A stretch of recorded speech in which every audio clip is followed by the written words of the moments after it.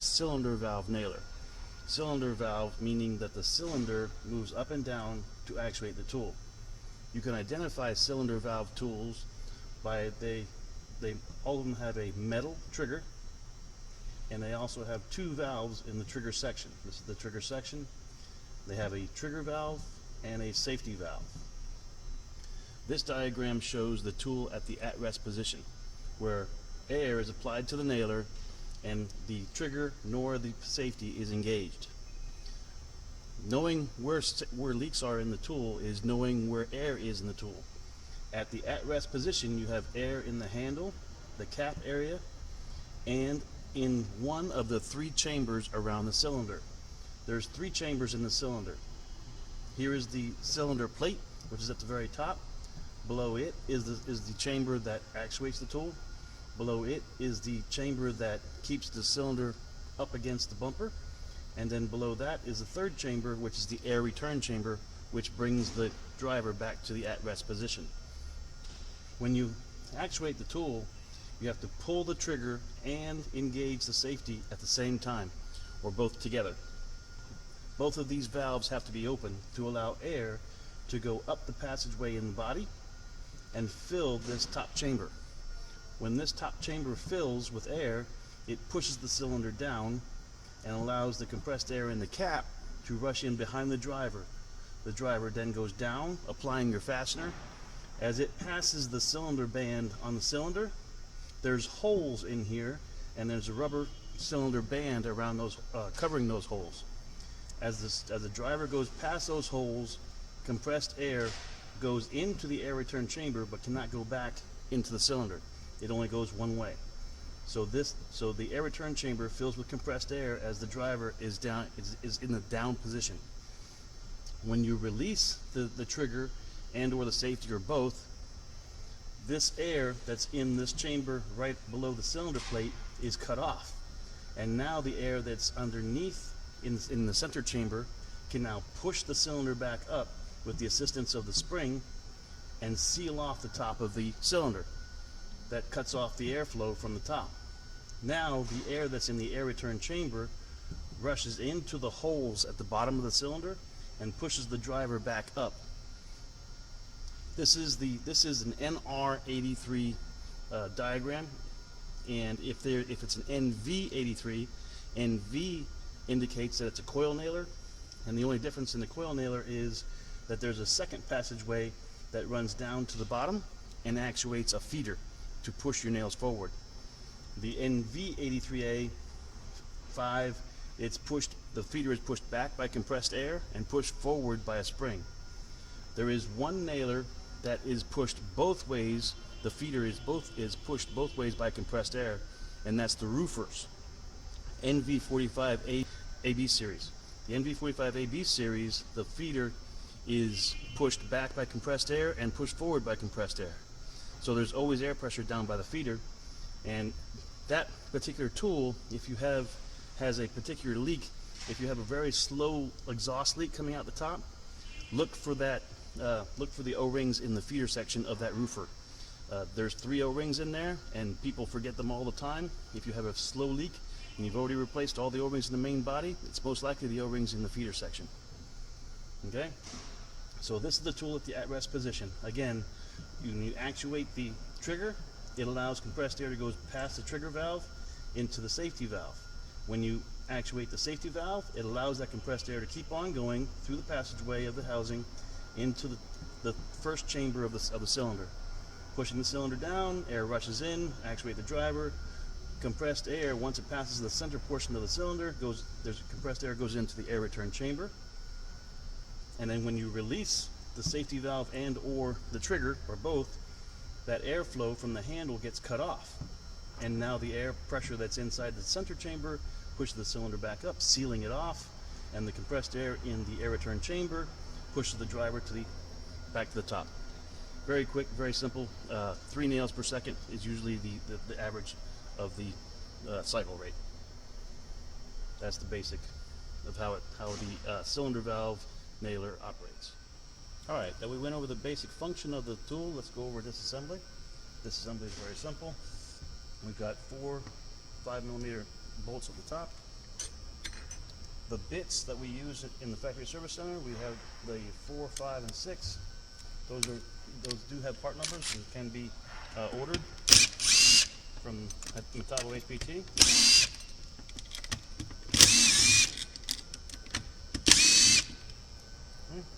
Take all 4 of those bolts out. We have here is the cap and the top bumper.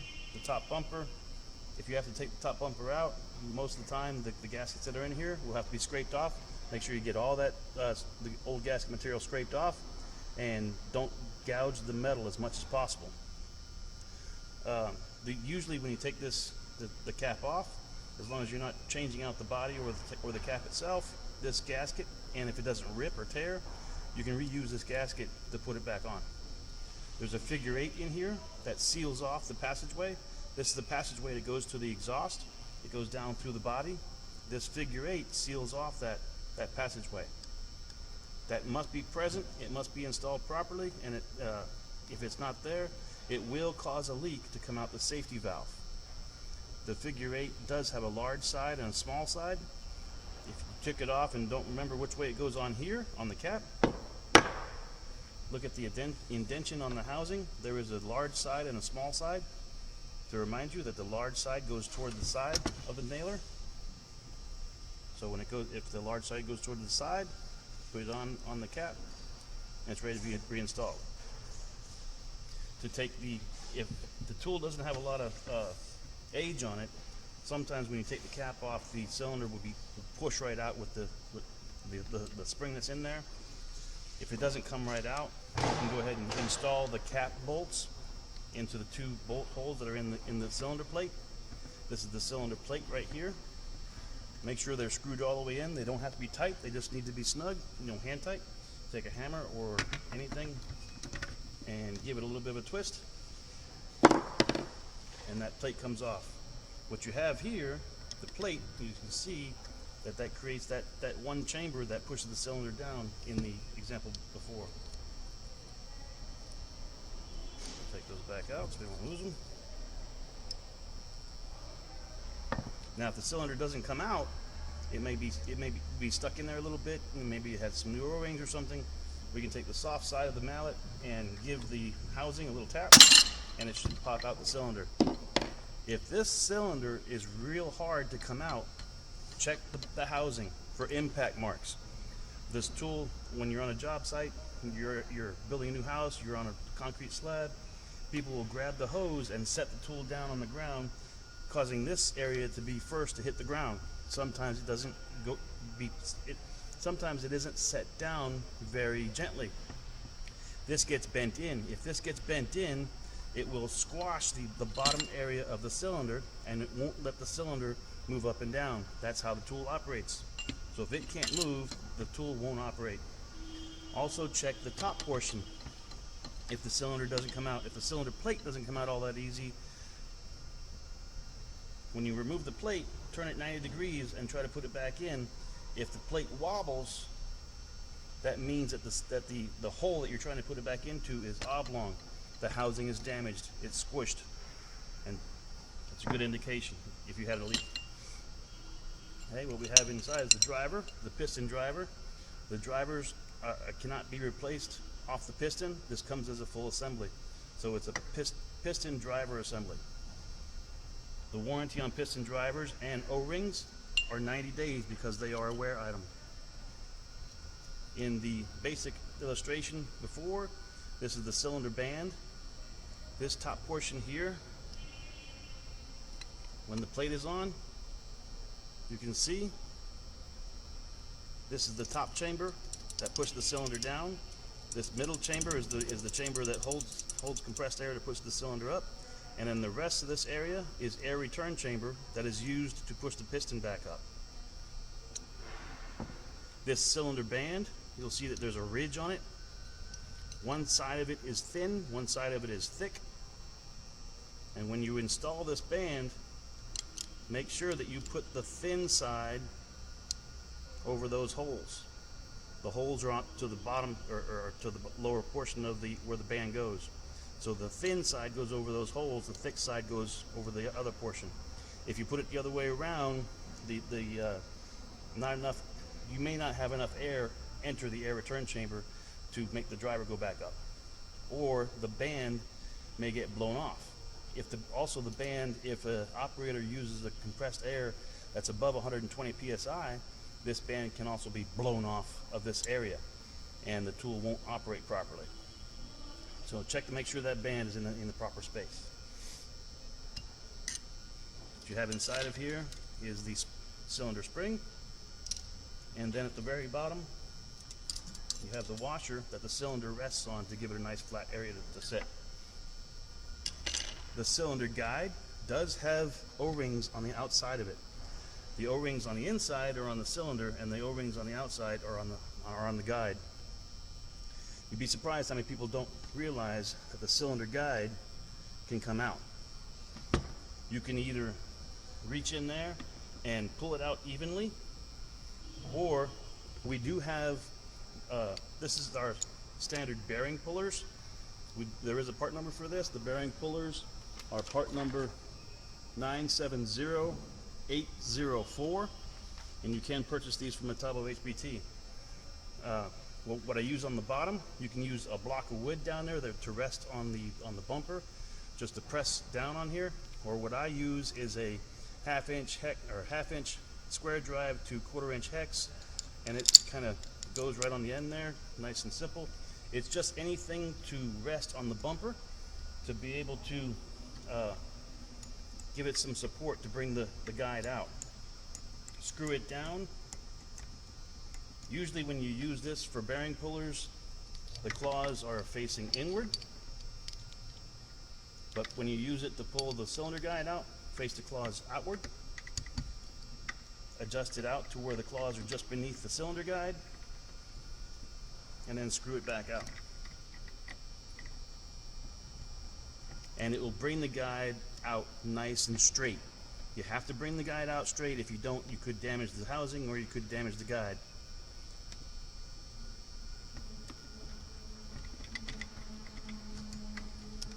Okay, that comes out, and that's it. See, there's O-rings on the outside of the cylinder guide.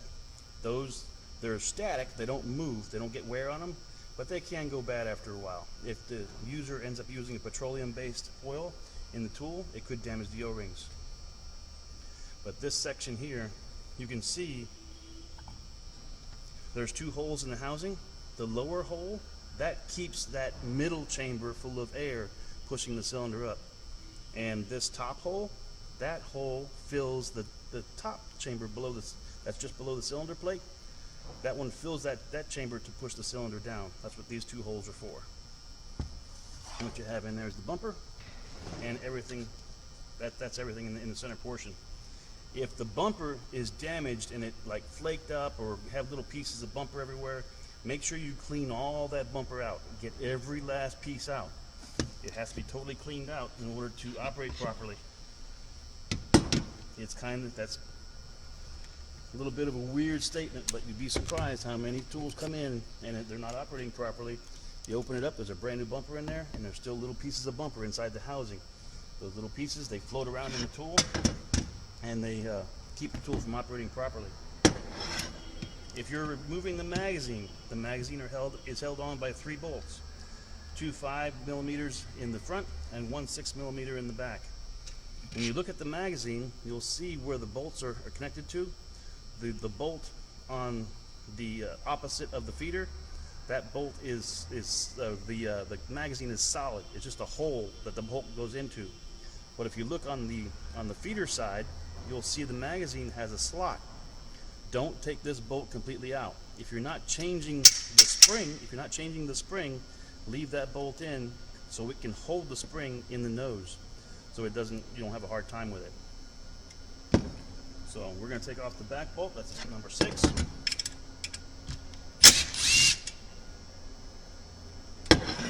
Take off the 2 front bolts. As I said, the one opposite of the feeder, we're going to take that one completely out. And that also holds the cover. The cover comes off. And then the bolt that is on the feeder side, we're just going to loosen it. If we had to replace the magazine because it was damaged, now we can just replace the magazine or replace the arm that's on the magazine. The first generation NR83A, this all used to be one piece, and then they noticed that over time the arm would develop a crack, so they changed this magazine to where you can replace just the arm. So if you're replacing the magazine, this is the way to do it. Leave that spring in there if you don't have to mess around with it. But we're going to go ahead and take it all off. If you do have to take it off, support the spring so it stays in place, and take your bolt completely out. Keep all your washers together. The spring bolt has 2 washers on it. Keep all that together. The flat washer goes on the spring. The locking washer goes under the head of the bolt. And in the spring, just ease it down, and you have your feeder. If you have to order a new spring, the plastic piece that it's on, and the shaft all come together as one part number. You can't order them separate. You can't order the spring and the centerpiece as one and the shaft is separate, but if you order this, it will come as an assembly. And then you have the feeder. Okay. Now we're going to pop out the roll pins. We have a 3mm punch. Get the longest punch you can find. This punch was a Granger punch, and it works very nicely. You don't need a great big hammer for roll pins. You don't need a lot of force.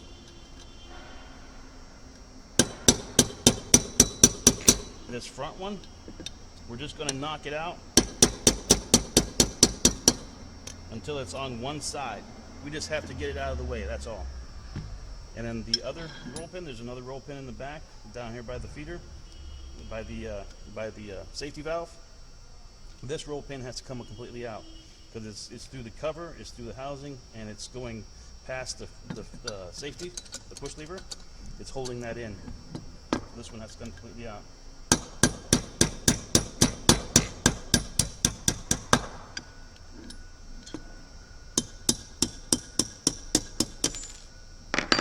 And you can see how long it is. That's why you need that long roll, that long punch.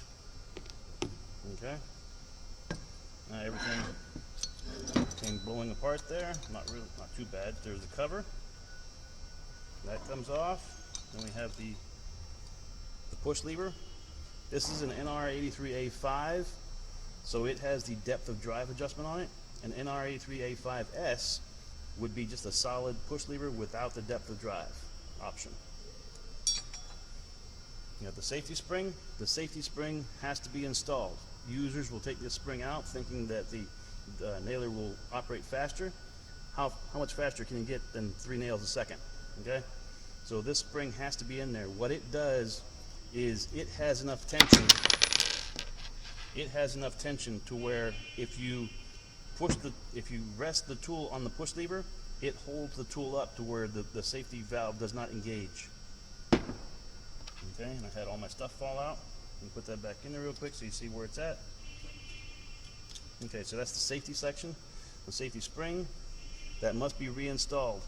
If it comes in for a repair and it's an estimate, just go ahead and stock up on these, because you're going to end up having to charge them for it if it's missing. The safety valve, top portion, safety plunger and its spring, and then we have the trigger. The trigger, you can take a slightly smaller punch. This one I believe is a 3/32. But this on the NR83A5 nailer, the pin for the trigger is just a pin with a rubber retainer. Use a slightly smaller punch, put it on the end of the pin, and push it through. And then you have your retainer. Don't lose it. You can do that once or twice without damaging the rubber, but after about 3 or 4 times, you may have to go ahead and replace the rubber so it retains the pin properly. Now your pin comes out. Oops. And then also your trigger. And you have the spring, a very thin, very tiny little spring on the trigger itself. When you have the tool in sequential with the the NR83A5 has the selector is on the trigger itself. You push the center part, and you can bring it forward.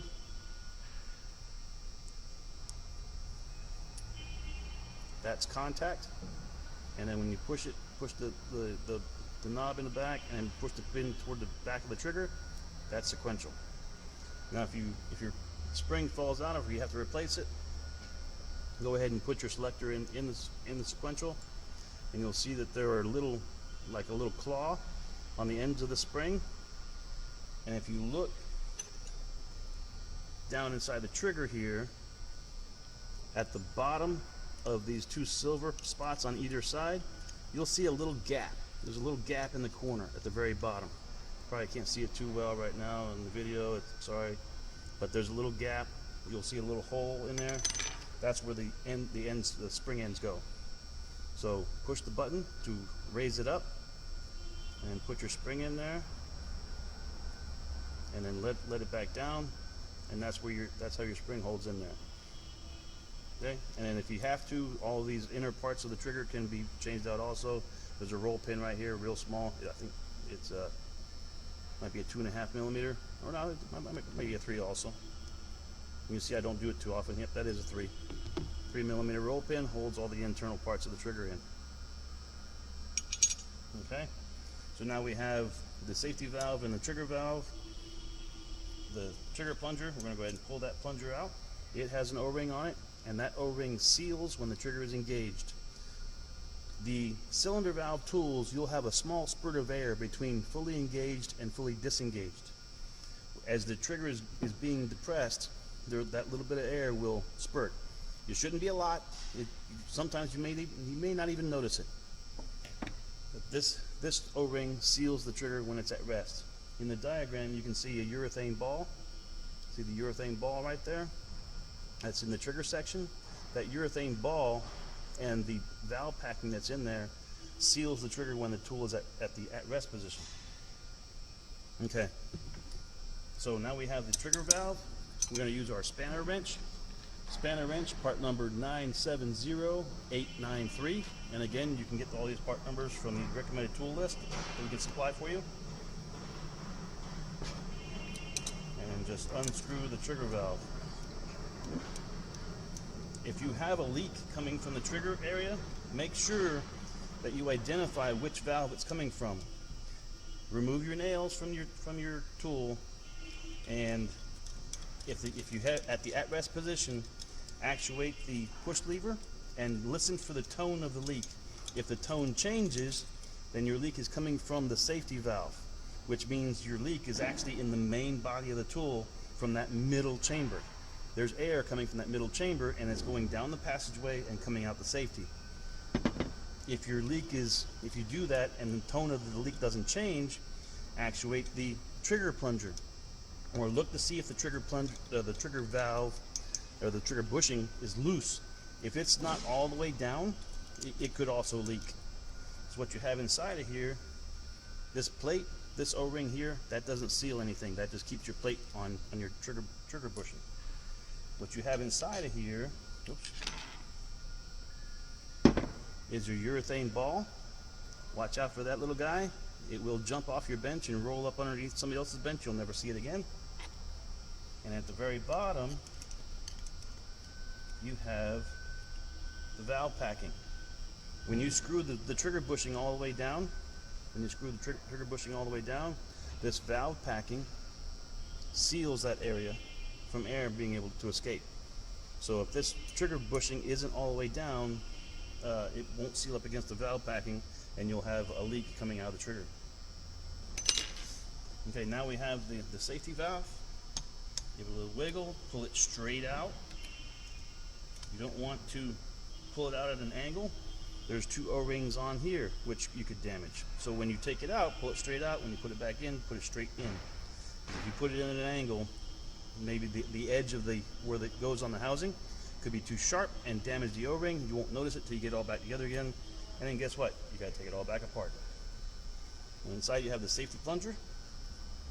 And what helps the safety plunger is the safety spring up underneath there. You can tell that this one has the coils are real tight, that goes in the bottom, and the one that the coils are open goes in the top. If we're going to take the bumper out, we're going to switch over to our number 6 and take these bolts out.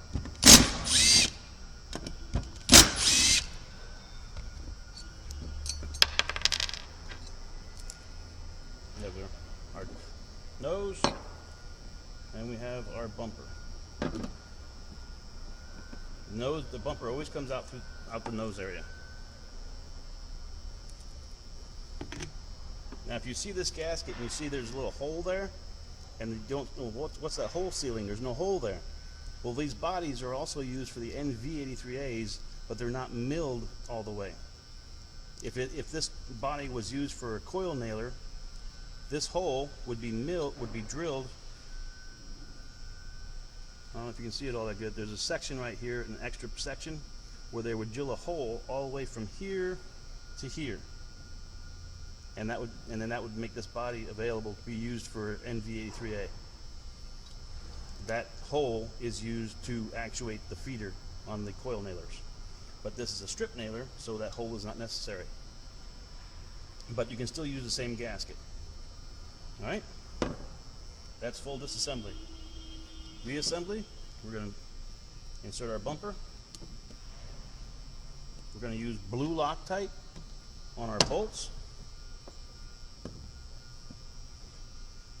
For training, we're not going to put this, but if you buy new bolts, the bolts come with pre-Loctite on them.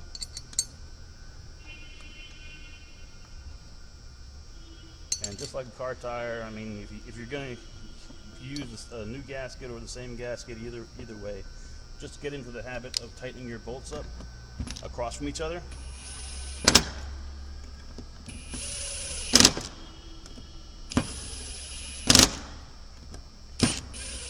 The tool that you use is your preference. I like using an impact. Some people like using a drill driver to where they can set the clutch. I use an impact and just give it 1 or 2 hits, and we're good. The torque specs are in the service manuals. Service manuals are available to all authorized service centers upon request. We can send you a flash drive that has all the information on them, plus all the videos. All right. So we got that on there. We're going to go ahead and put our valve packing back in. Make sure that's all the way down to the bottom. Don't want it to fold over or anything. We're going to find our little urethane ball, put that back in there. We're going to put in our safety. For reassembly, on actual repairs, you can use a little bit of number 2 grease, non-petroleum, and put a little dab on the end of the here, and that will hold the spring from falling off. There's an O-ring on here.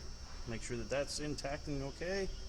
You put a little grease on the end here and put it up inside there, and that grease will hold everything as an assembly.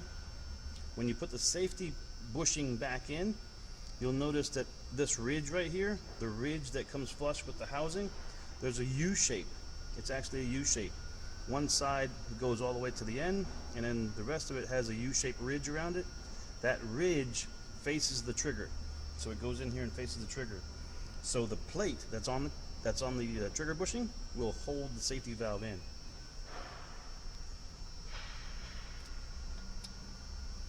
And again, make sure that you push the safety valve straight down. Once you've got it in there, there's flat sides on the bushing. Make sure that those flat sides are to the sides of the nailer. And now we can put in our trigger bushing.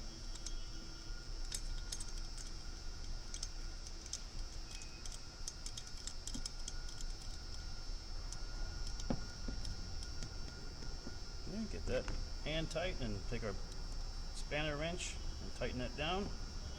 And do a little bit of blue Loctite on that trigger bushing will help also.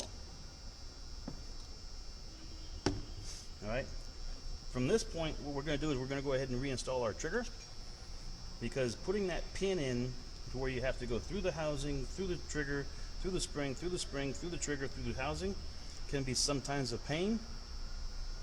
What I like to do is use another punch. We're going to put the trigger in, take the trigger, make sure your spring stays in there. Oops. Don't forget your trigger bushing or your trigger plunger. There we go, trigger plunger. Put it in the bushing and give it a little push. It'll stay down in there. What I like to do is I take a smaller punch and put it through the hole, just to line everything up.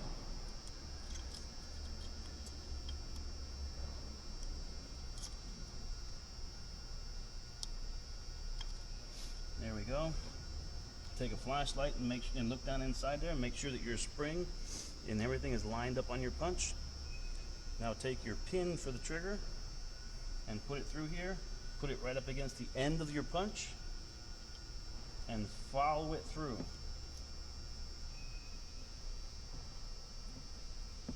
Follow it through, and now everything is on there. I use the punch to line everything up first, because if you use the pin, there's a groove on the end of the pin for the rubber retainer, and that can get caught on the spring. It can get a little frustrating at times. I just found that using the punch to line everything up first helped. There we go. Now the retainer's back on there. We've got our spring, or our trigger. Everything works properly. Now we're going to put our safety plunger on. Our safety plunger. And the rest of the safety. On here, this portion, this cap, this leg goes toward the trigger. There we go. And now we're going to do our push lever. If you have to replace like the lower section of this push lever, all you do is you just unscrew the adjuster completely off. If you have to replace the top or the bottom, you unscrew the adjuster completely off, and then you take a rag and put it around that, and put this in the vise, and then put your number 5 bolt and screw this bolt out. Have your replacement part ready, because what's in here is what's inside this adjuster are 2 little springs and 2 very small little ball bearings. Keep your number 2 grease handy, and once you take this off, reposition. If those bearings moved, reposition them so they're on top of the spring, and then bring your replacement part back on there and reinstall your bolt. Don't lose those little ball bearings or the springs. They're very small. It's another item that likes to run away.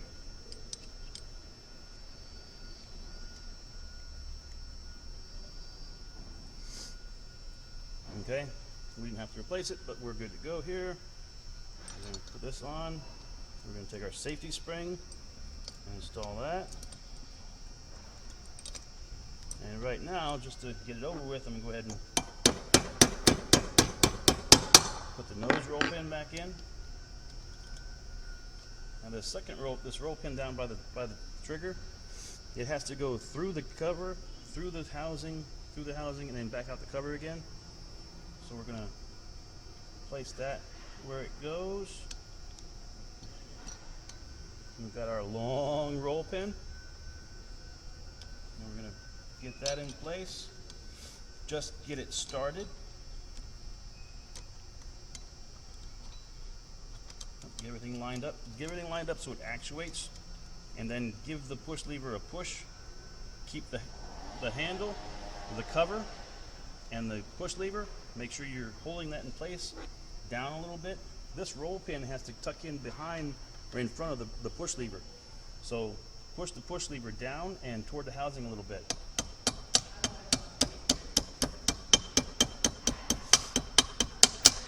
There you go. Pushed it down and toward the housing. That kept the push lever up against the housing as you pushed in the roll pin. If you don't have it down and against there, the roll pin could go right into the push lever and get stuck.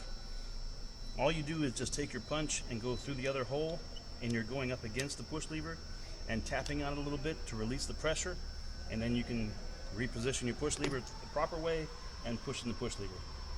Now this part's all in. It actuates, everything works properly, we're good to go. Now we're going to go for our spring.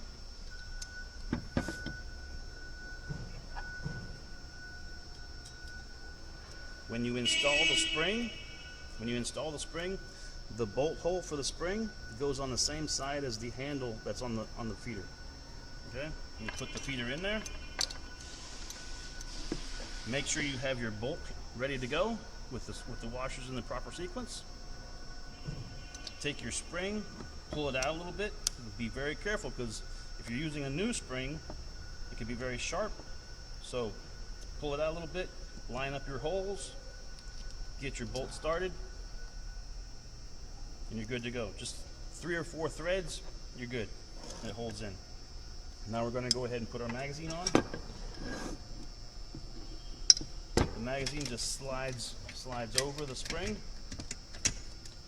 The washers go on the outside of the magazine, and the magazine goes around the nose here.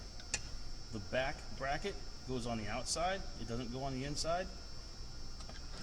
And I'm just going to go ahead and throw this bolt in just to hold it. I've still got all the bolts loose.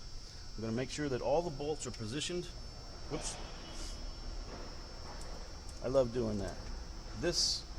The bolt opposite of the feeder handle, it holds the cover. So make sure you put your cover on. There we go. Get that started. Okay, and it's not tight. I'm going to go ahead and position the back bolt. Get that going. Okay, all the bolts are loose. I'm going to go ahead and tighten them up now. Number 6 in the back. Number 5 in the front.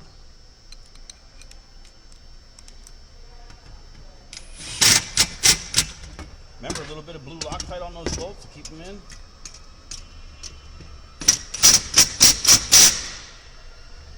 Alright. Bring over our handy dandy little holder.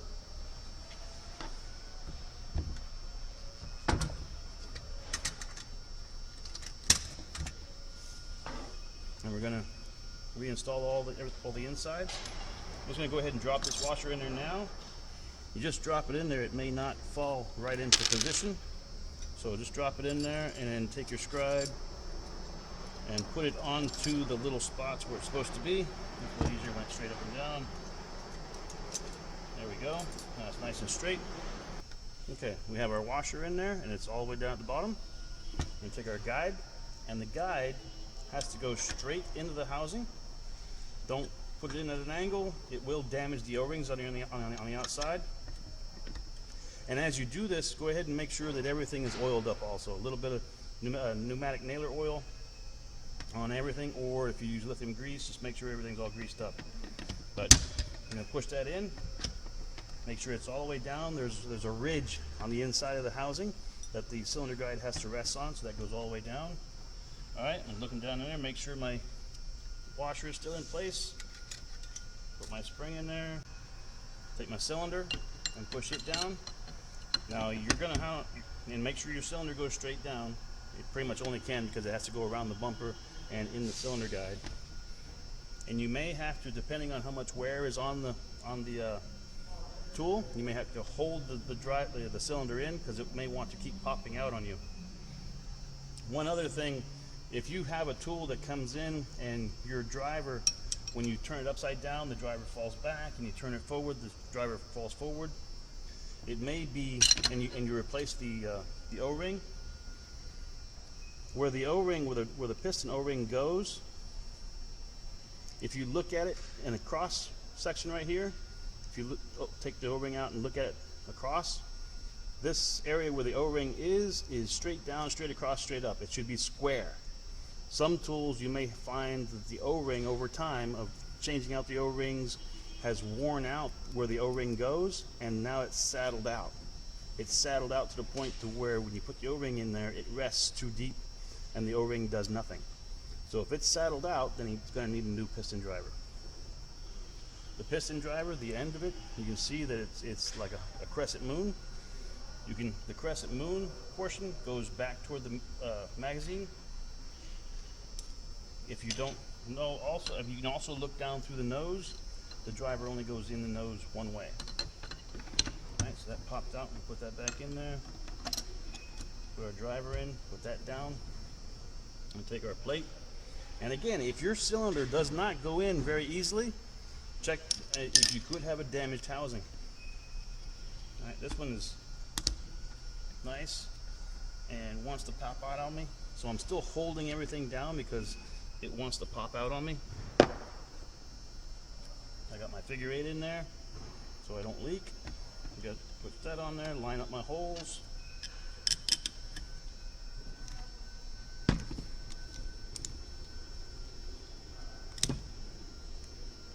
Get those started.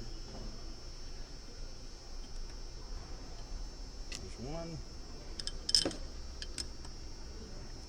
Just get in the habit of putting those bolts in opposite of each other. There we go. Now we can put in the rest because I know it's not going to pop out all the way.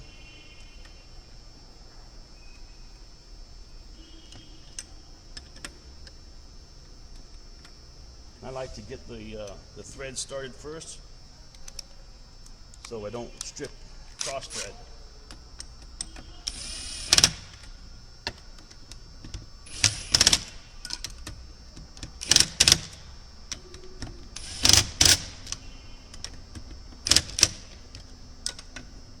All right. Don't forget that blue Loctite. We've got everything back together again. Look around, we don't have any extra parts like the piston driver sitting here on the bench. We're all good, everything operates. Everything functions. Test nails, test wood, good to go. And that's full disassembly, reassembly, and basic function of the cylinder valve tools for Untitled HPT. Thank you very much. Have a nice day.